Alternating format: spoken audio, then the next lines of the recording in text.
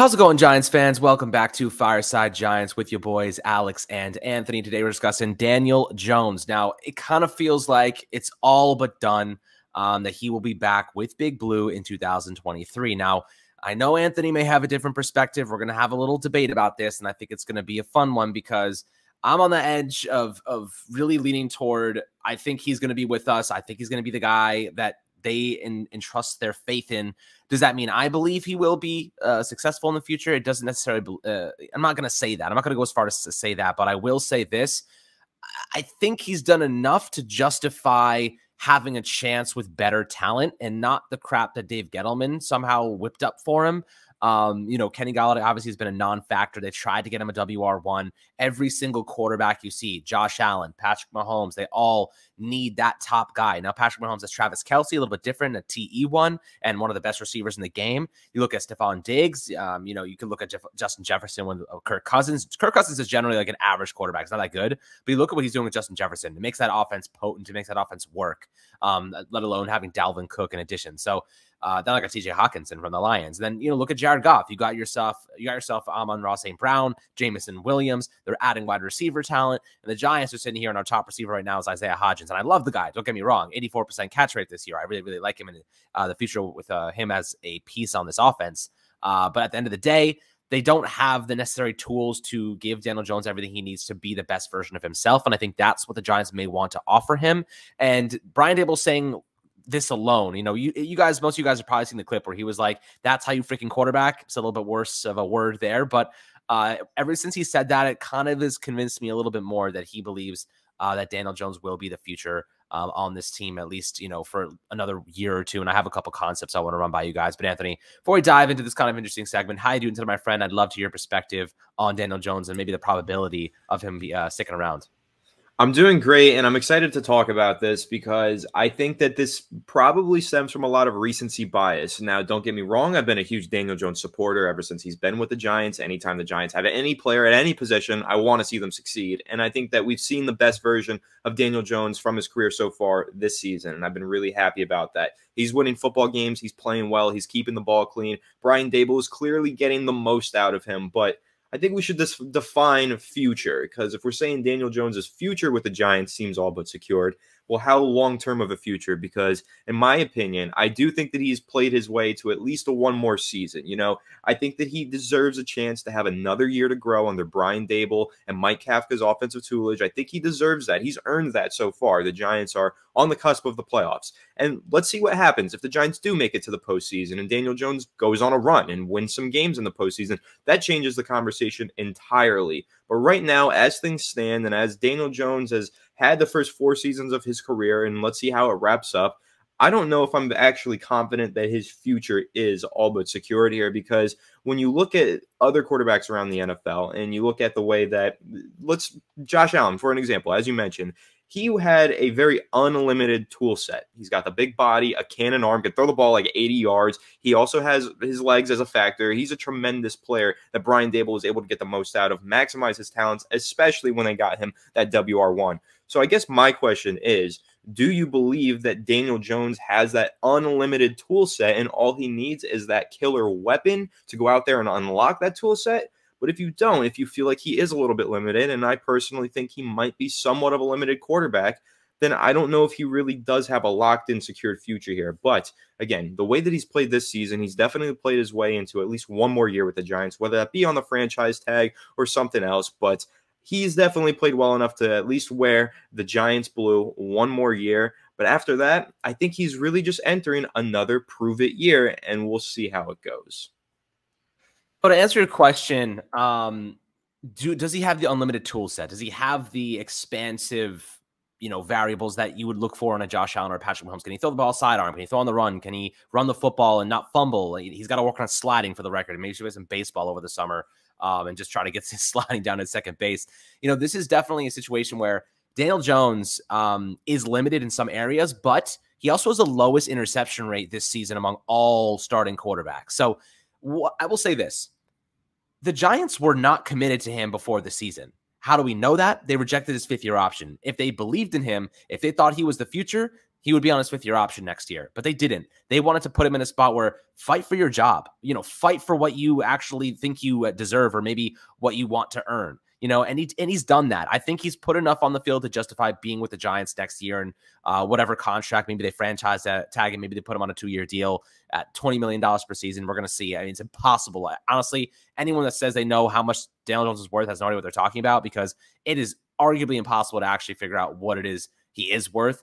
Now, I think he's going to stay with the Giants. I think he knows the organization. He's seen how much his game has progressed this year under Brian Daboll and Joe Schoen and this new coaching staff. And I think that the steps forward he's taken outweigh the negative ones. In fact, I can't point to a single thing that he's done he's gotten worse at this year. Maybe the long ball, but that's only because the scheme has dictated a lot more short passing concepts. Now, I've seen Daniel Jones actually getting through his progressions recently, like going through 1, 2, 3. He's actually been going through his progressions more efficiently this season. He's been holding on to the ball better, maneuvering through the pocket a lot more efficiently.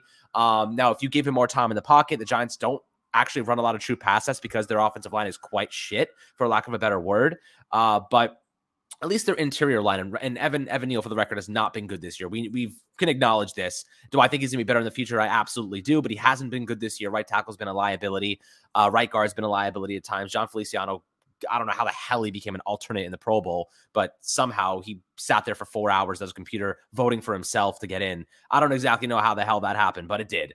Then you look over at the left guard spot, still a kind of rotation, kind of playing Russian roulette every week, whether it's, Ben Bredesen's okay, but he's been injured. Nick Gates, not a traditional spot. I'd rather have him at center every single day of the week. And then Josh Ezeudu has a neck injury. It's not career threatening, but it is a long-term thing. He's done for the year, most likely. So Daniel Jones, though, to answer your question, kind of going full circle here, does he have the full tool set? Can he run the football? Yes. Can he throw the football downfield? Yes. Is he accurate in short to intermediate throws? Yes. Can he throw on the run? I say he's average. He's not above average, and that's the biggest variable in my opinion. What makes Patrick Mahomes and Josh Allen so great is that when a play breaks down, they find ways to extend it, and they find ways to turn nothing into big plays, like absolutely something. Daniel Jones is still working on that part of his game. But the thing is, Josh Allen didn't really become good at that until year 3 under Brian Daboll. Year 3 under Brian Daboll is when he really hit his stride. Now, the question is, do the Giants have enough time to wait for Daniel Jones to get that good? I think he could get to that. I think he could find his way to that level. It's going to take a lot of work. It's going to take a lot of patience. He's got the work ethic for it, though. Every single person, and that's part of the reason why he's still in that room right now, is because his work ethic is next to none, unparalleled. And they love the guy. They love what he brings to the team. He's been a leader in that clubhouse or that locker room, and he's done a lot of good things for them. But I don't think his toolbox mirrors Josh Allen or Patrick Mahomes, and it's not even close. Like, he's not as good as them. He never will be. Like, I want to get that straight right now. He will never be as good as them. But the alternative side is, who is going to replace him? You know what I mean? You want to go get Lamar Jackson and give up 3 first-round picks? Probably not. Do you want to go look at the draft? Will Levi, Richardson, Anthony Richardson out of Florida? There are 2 options the Giants have in the draft if they want to go with their guy. And someone said this to me on Twitter. What if the new management wants their guy? That's the problem, is that who's to say there even is a their guy in this draft class? Will Levi, Richardson, there's a couple other guys, Bryce Young, CJ Stroud. They're going to be gone early. They're gone in the first 10 picks for sure, probably the first 5 picks. The Giants moving up into the first 5 picks, you might as well trade for Lamar Jackson at that point, an established player. You're going to have to give away 2 first-round picks. Might as well throw in the third and get Lamar Jackson, right? Who's going to be, who is a superstar. But with that being said, Anthony, what's the alternative? If you're like, I don't know if Daniel Jones is the guy, I don't think he's the right option. Where do you look? Where's the other option for him? What's the alternative? Is it the draft? Is it a trade? Because I think that's the biggest argument, is like, Daniel Jones has shown enough to be with the Giants moving forward. And the main argument around is that there's nobody really else to put in his place. And I think that's what's going to keep him in New York longer. Yeah, I think that is the main question mark. What's the alternative? And especially considering that the Giants are going to have a late first-round draft pick. They have played well enough this year. Daniel Jones deserves credit for that, for getting them into hopefully the postseason, getting them a late first-round pick, maybe even saving his job in the process because of that. There isn't really a clear avenue for how the New York Giants can go out there and upgrade the quarterback position. But a couple things that you mentioned that I want to hit on, the passing depth, right? So we're talking about he has a very low interception percentage, the lowest in the NFL. He's been tremendous with keeping the ball clean. I give a ton of credit to Daniel Jones for that. I also give a ton of credit to Mike Kafka and Brian Dable for that. They've clearly reined him in and helped him become a more efficient and less turnover prone quarterback. But one of the reasons why is because of his passing depth. Now take a look at how frequently Daniel Jones is throwing the ball down the field, and you'll realize it's not frequently at all. He's only thrown 20 passes this season of 20 plus yards, which is a 4.9 attempt percentage. So only less than 5% of Daniel Jones's passes are traveling 20 plus yards down the line of scrimmage, which is lowest in the NFL minus Matt Ryan. Matt Ryan is the only one with a lower percentage at 4.3%. And then the next lowest is Joe Burrow, ironically, because we know that he has the ability to go deep, but at 7.8%. So 4.9 to 7.8 is still a pretty large discrepancy when you're talking about percentages of passing depth.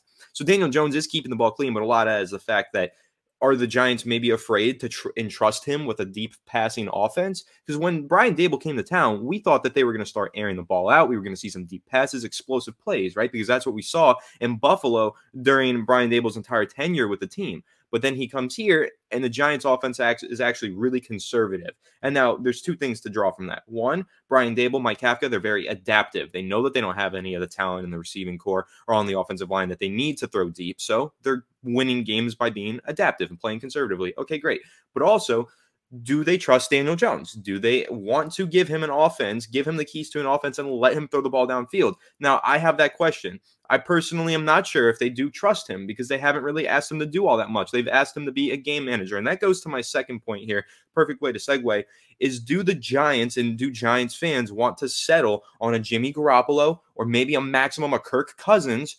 Or do you want to swing for the fences and find that Josh Allen, that Patrick Mahomes, one of those high-end quarterbacks? That's the question mark. That is the big question for Joe Schoen and Brian Dable entering this offseason. And if they decide that they're just gonna give Daniel Jones one more year on a franchise tag, then that'll be the big question going into the following offseason. Every year, that is the question. Daniel Jones is what he is. I think this is high-end Daniel Jones performances. This is what they look like. Winning games by managing them. And yeah, he's won the Giants some games here. I'm not calling him simply a game manager. He's got the ability to run. Jimmy Garoppolo doesn't have that. Neither does Kirk Cousins. And Daniel Jones has made some clutch plays down the stretch to win the Giants games this season. So I'm not discrediting him on any of that. But like you said, he'll never be Josh Allen. He'll never be Patrick Mahomes. He's never going to be one of those MVP level quarterbacks that's slinging the ball sidearm 55 yards for a miraculous touchdown. That's not Daniel Jones.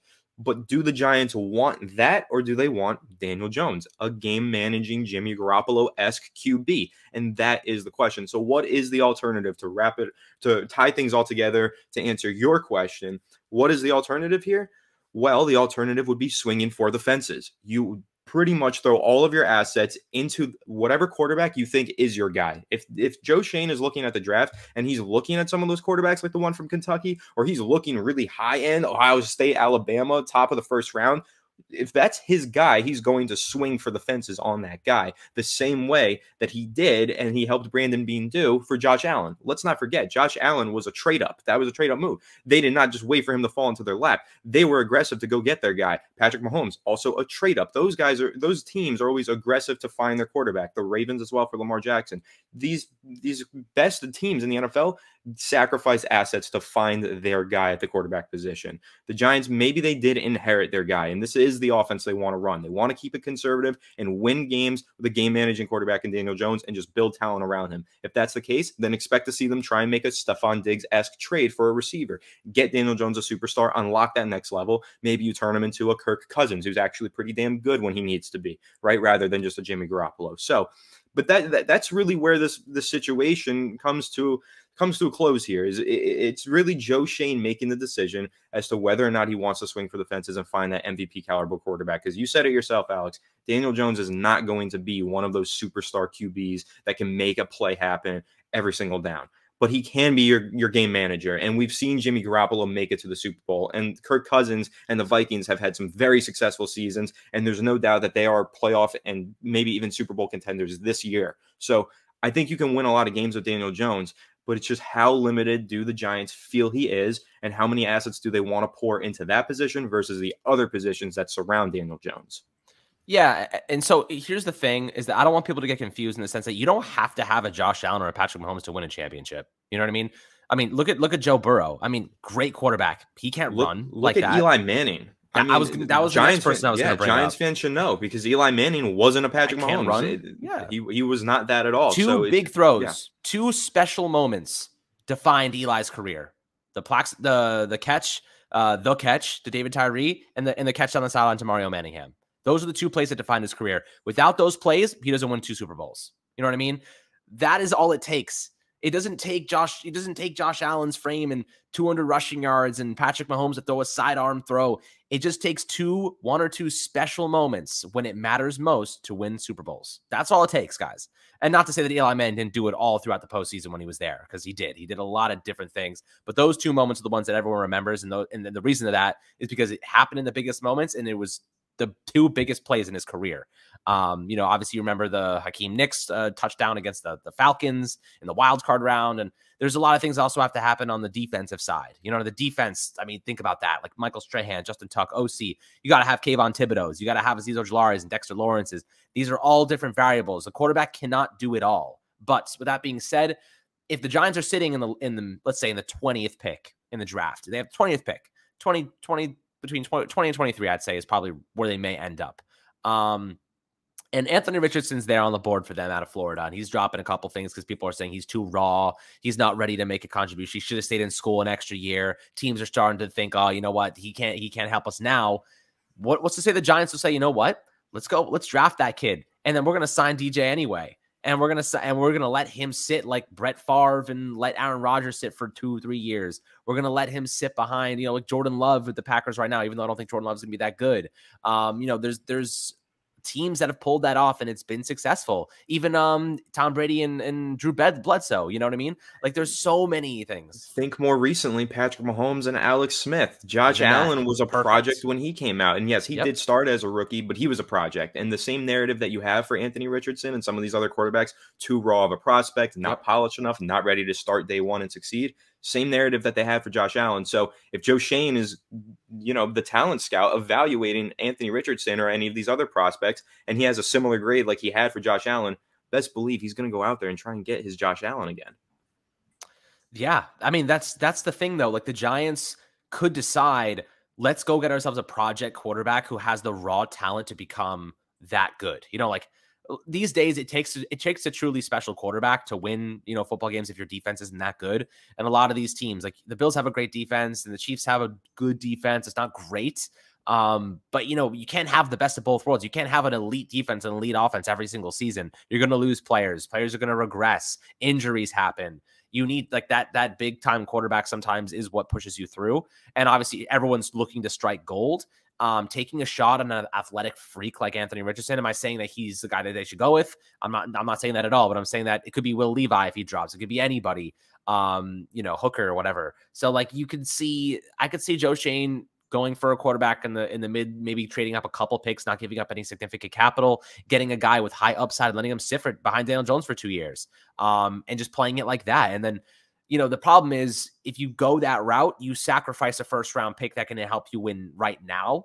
And that means the rebuild's a little bit on a different timetable because the free agency class for the wide receiver position is very, very weak unless you're willing to give up your 2024 first round pick for a receiver.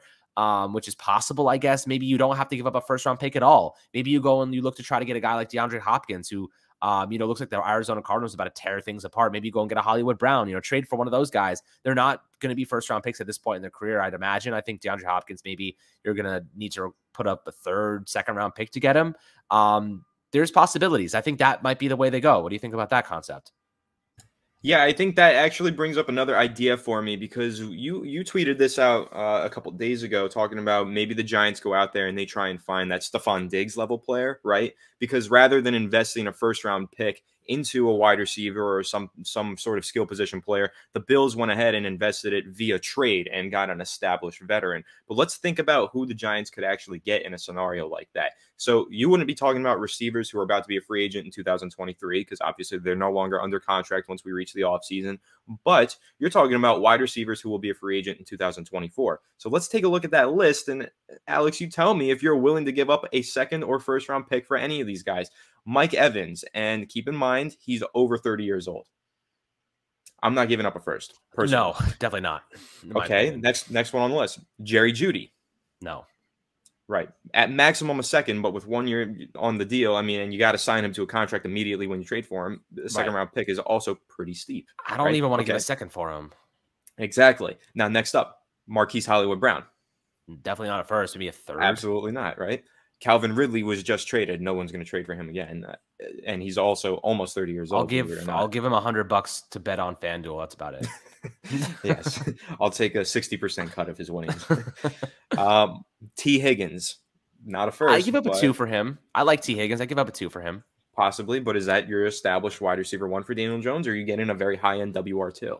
I mean, that's a high-end WR2. He's not a WR1. Exactly. So I wouldn't even make the trade. Michael Pittman Jr., I think I love Michael Pittman. I love Michael Pittman. I think he could be a wide receiver 1 with the right scheme and quarterback. So I know you probably remember when he was coming out of the draft. I was a huge Michael Pittman fan. Yeah, I had him ranked way higher than most people, but I wouldn't give up. I wouldn't give it up. I wouldn't give up the first or second for him. He's so young and still has a rookie deal. I think he still is. He's 26 years old, actually. So he's not even, or at least he's pretty young. He will be when he reaches the market. But whatever. Let's go to the next one. Gabriel Davis. Okay. No, he's a wide receiver 2. He's a good compliment to a guy like Diggs.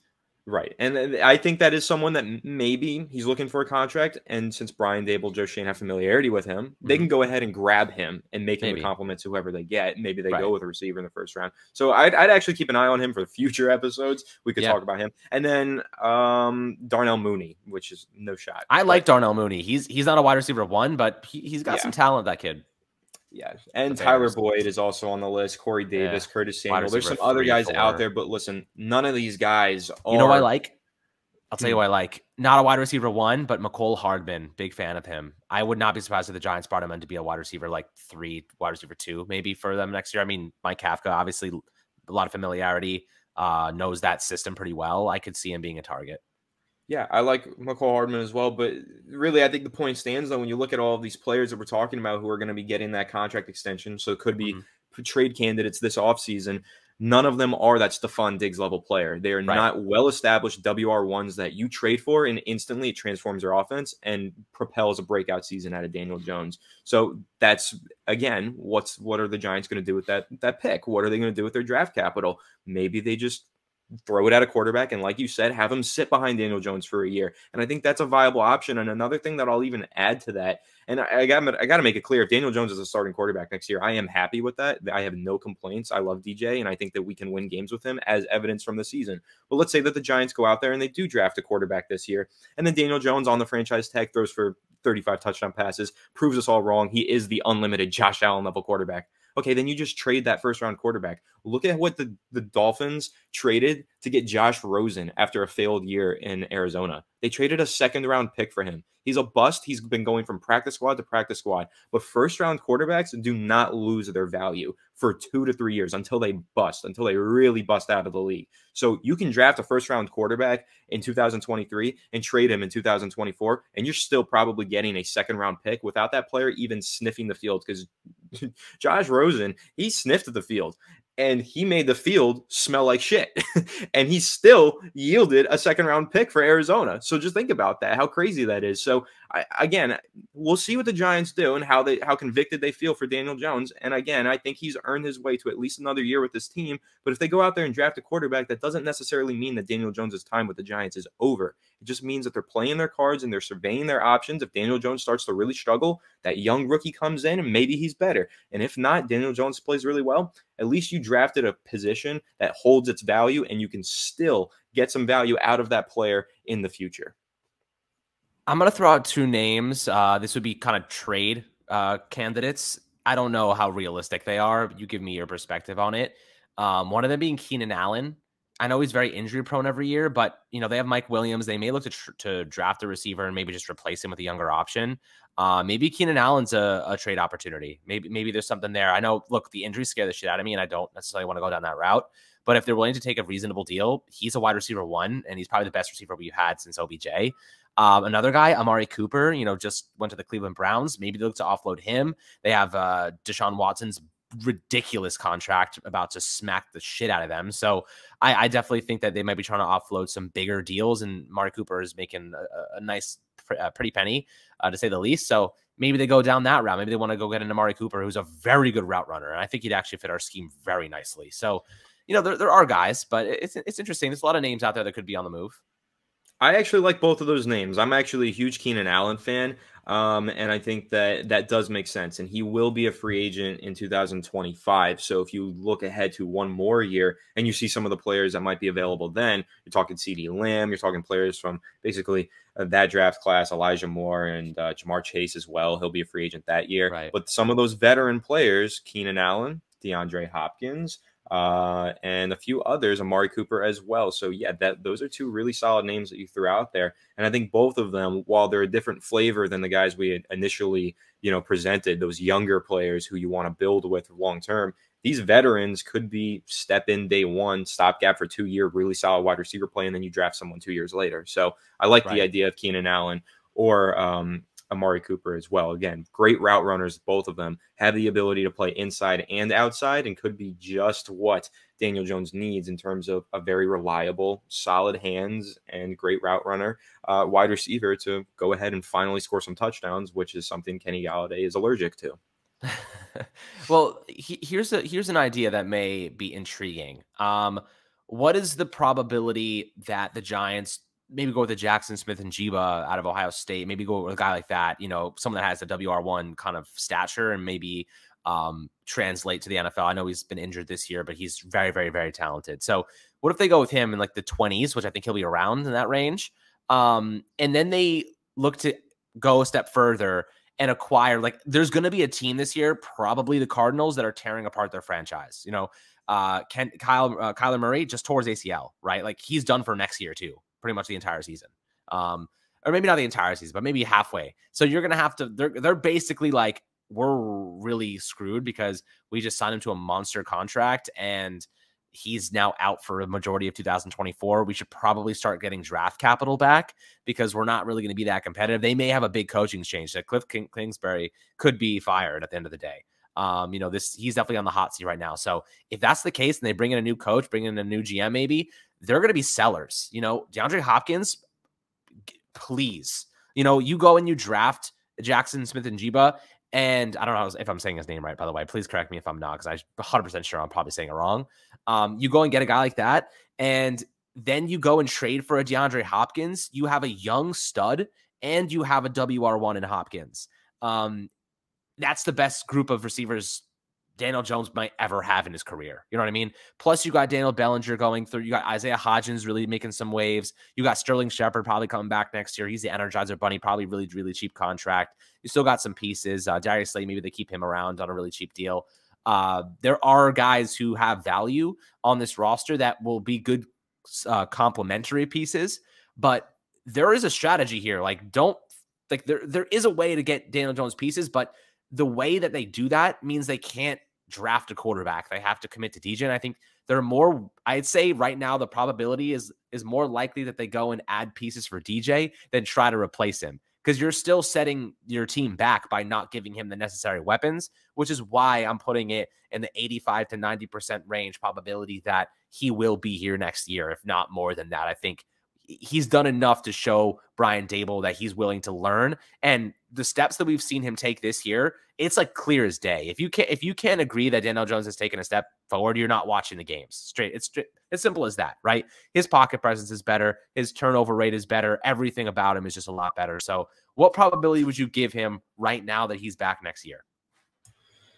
Daniel Jones coming back next year, I'd give at least an 80% chance. And honestly, you could even throw it at 100%. I think that he's here and he's playing for the New York Giants next season. He's earned that. The Giants are on the cusp of their first playoff berth since 2016. And Daniel Jones really is a big part of that. He's kept the ball clean. He's made plays down the stretch. He's shown up in fourth quarters and he's put together game-winning drives, clean, great drives that he's led himself. So yeah, Daniel Jones is going to be here next year, but I don't think that necessarily cancels out the possibility of the Giants looking at what they can do elsewhere at the position, right? He's going to be here, but that doesn't mean that they don't draft someone to sit for a year, or they don't draft someone to compete with him in camp, or they don't try and make a trade.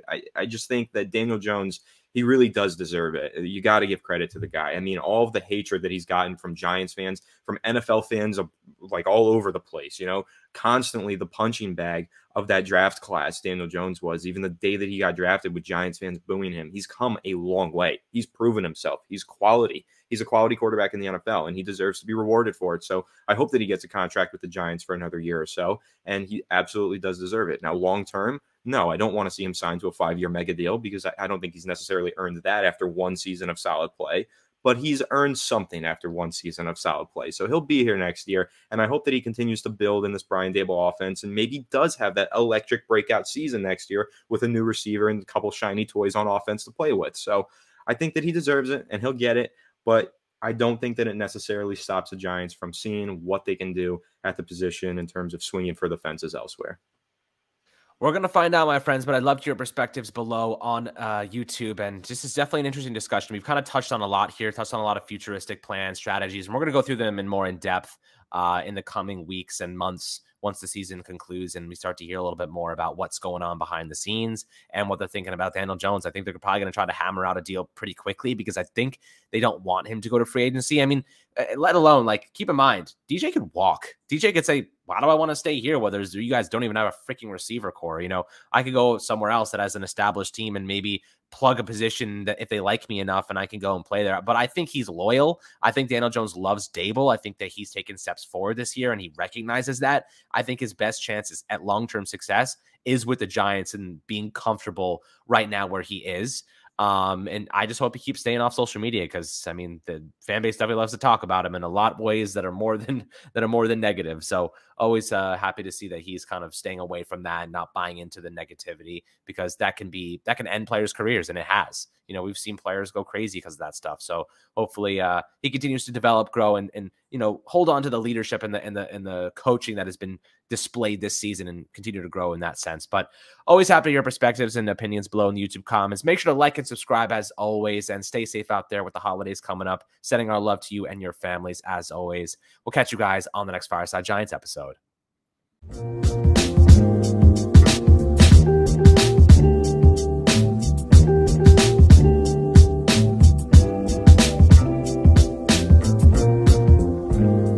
TVSO.